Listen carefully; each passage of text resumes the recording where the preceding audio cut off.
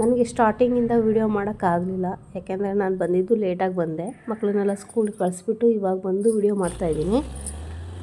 Hi hello ನಮಸ್ಕಾರ ಕರ್ನಾಟಕ, ನಾನು ನಿಮ್ಮ ಮುದ್ದುಬಿದ್ದ ಹುಡುಗಿ ಕಾವೇರಿ. ನಮಸ್ಕಾರ ಸ್ನೇಹಿತರೆ.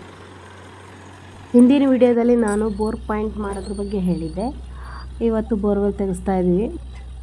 ಮೊದಲು ತೋಟದಲ್ಲೇ ಹೊಡ್ಸೋಣ ಅಂತೇಳಿ ಗಾಡಿ ತಗೊಂಡು ನಿಲ್ಲಿಸಿದ್ರು ಬೆಳಗ್ಗೆನೆ. ಎಷ್ಟು ಇಂಚ್ ನೀರು ಬಿತ್ತು, ಎಷ್ಟು ಅಡಿ ಬಾವಿ ಕೊರೆಸಿದ್ವಿ, ಎಷ್ಟು ಅಡಿ ಕೇಸಿಂಗ್ ಪೈಪ್ ಹಾಕಿದ್ವಿ ಎಲ್ಲ ಹೇಳ್ತೀನಿ. ವಿಡಿಯೋ ಕೊನೆವರೆಗೂ ನೋಡಿ. ನನಗಂತೂ ಸಖತ್ ಟೆನ್ಷನ್ ಆಗಿತ್ತು. ನೀರು ಬೀಳುತ್ತಾ ಇಲ್ಲೋ, 2 ಬೋರ್ ಓಡಿಸ್ತಾ ಇದ್ದೀವಿ, ಏನು ಎತ್ತ ಏನು ಯೋಚನೆ ಹೋಗಿ ತಲೆಯಲ್ಲಿ ಯೋಚನೆ ಮಾಡೋಕ್ಕೆ ಆಗ್ತಾ ಇರಲಿಲ್ಲ ನನಗೆ. ಒಂದು ಕಡೆ ನಂಬಿಕೆ ಇತ್ತು ನೀರು ಬಿದ್ದೇ ಬೀಳುತ್ತೆ ಅಂತ, ಯಾಕಂದರೆ ಹಳೆ ಬೋರ್ ಪಾಯಿಂಟ್ ಮಾಡಿಕೊಟ್ಟಿದ್ದು ಇವರೇ, ಇವಾಗ ಪಾಯಿಂಟ್ ಮಾಡಿಕೊಟ್ಟಿರೋದು ಇವರೇ. ಸೊ ಹಾಗಾಗಿ ನಂಬಿಕೆ ಇತ್ತು ನೀರು ಬೀಳುತ್ತೆ ಅಂತ. ಈ ಪೈಪು ಕೇಸಿಂಗ್ ಪೈಪು. ಟೆನ್ಷನಲ್ಲಿ ನಮ್ಮ ಆಂಟಿ ಕೈ ಕೊಟ್ಕೊಂಡು ಕುತ್ಕೊಬಿಟ್ಟಿದ್ದಾರೆ. ನಮ್ಮ ಜೊತೆಗೆ ನಮ್ಮ ಯಜಮಾನ್ರು ಅಷ್ಟೇ. ಇದು ನಮ್ಮ ತೋಟ. ಈ ಕೆಂಪು ಕಲರ್ ಟೋಪಿ ಹಾಕೊಂಡಿರೋ ಅಣ್ಣ ಅಂತೂ ತುಂಬ ಸ್ಟ್ರಾಂಗ್ ಇದ್ದಾರೆ. ತುಂಬ ಅಂದರೆ ತುಂಬ ಕೆಲಸ ಮಾಡ್ತಾರೆ. ದೊಡ್ಡ ದೊಡ್ಡ 0 ಪೈಪ್ನಂತೂ ಅಜಾಮತ್ತಾಗಿ ಒಂದೇ ಸರಿಗೆ ಎತ್ತಾರೆ. ಇವಾಗ ನೀರು ಬಿದ್ದಿದೆ.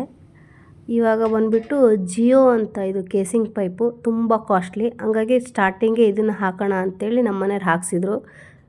ನೆಕ್ಸ್ಟು ಇದು ಬಂದುಬಿಟ್ಟು MS ಅಂತೆ, ನನಗೆ ಗೊತ್ತಿಲ್ಲ, MS ಅಂತ ಇದು ಕೇಸಿಂಗ್ ಪೈಪು. ಇವಾಗ ಜಿಯೋ ಮತ್ತು MS ವೆಲ್ಡಿಂಗ್ ಮಾಡ್ತಾಯಿದ್ದಾರೆ, ಎಲ್ಲೂ ಕಲಕಬಾರ್ದು ಅಂಥೇಳಿ. ನೋಡಿ ಎಷ್ಟು ಸಲೀಸಾಗಿ ಹೋಗ್ತಾ ಇದೆ. ಇವಾಗ ನಮ್ಮ ಕನಸು ನನಸಾಗುವ ಸಮಯ. ಹೌದು, ನೀರು ತುಂಬ ಚೆನ್ನಾಗಿ ಬಿದ್ದಿದೆ. ತುಂಬ ಖುಷಿ ಆಯಿತು. 4.5 ಇಂಚ್ ನೀರು ಬಿದ್ದಿದೆ. 400 ಅಡಿ ಬಾವಿ, 180 ಅಡಿ ಕೇಸಿಂಗ್ ಹಾಕ್ತಿದ್ವಿ. ತುಂಬ ಅಂದರೆ ತುಂಬ ಚೆನ್ನಾಗಿ ನೀರು ಬಿದ್ದಿದೆ.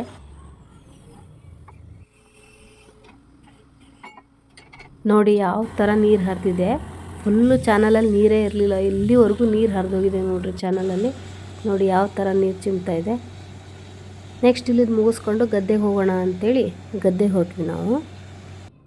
ನಮ್ಮ ಗದ್ದೆಗೆ ಸ್ವಾಗತ ಸುಸ್ವಾಗತ. ಇದು ನಮ್ಮ ಗದ್ದೆ. ಭತ್ತ ಎಲ್ಲ ಕೊಯ್ದಾಗಿದೆ. ಇವರು ನಮ್ಮ ಆಂಟಿ, ಹಾಗೆ ಅಕ್ಕಪಕ್ಕದ ಗದ್ದೆಯವರೆಲ್ಲ ಬಂದಿದ್ದರು.